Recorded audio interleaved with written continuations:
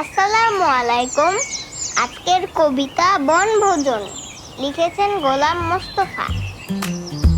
নুরু, পুষি, আয়েশা, শফি সবাই এসেছে। আম বাগিচার তলায় যেন তারা হেসেছে।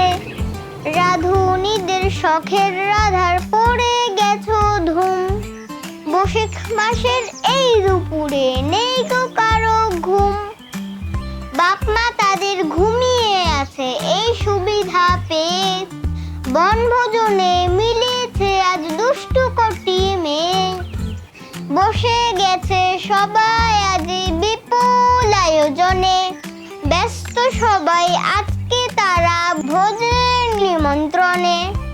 কেউ বা বসে হলদি বাটে, কেউ বা রাঁধে ভাত, কেউ বা বলে ধুত্তুরি চাই পুড়ে গেল হাত।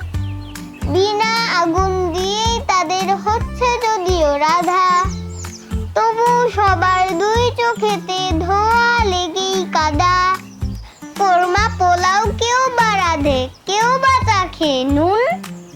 অকারণে বারে বারে হেসেই বা কেউ খুন। রান্না তাদের শেষ হলো যেই, গিন্নি হলো নুরু। এক লাইনে সবাই বসে করলো খাওয়া শুরু। ধুলো বালির কোরমা পোলাও, ধুলো বালির কোরমা পোলাও, আর সে কাদার পিঠে। মিছি মিছি খেয়া সবাই বলে বেজায় মিঠে। এমন সময় হঠাৎ আমি যেই পড়েছি এসে, পালিয়ে গেল দুষ্টুরা সব খিলখিলিয়ে হেসে। বন্ধুরা, ভালো লাগলে লাইক আর সাবস্ক্রাইব করে দিও। আল্লাহ হাফেজ।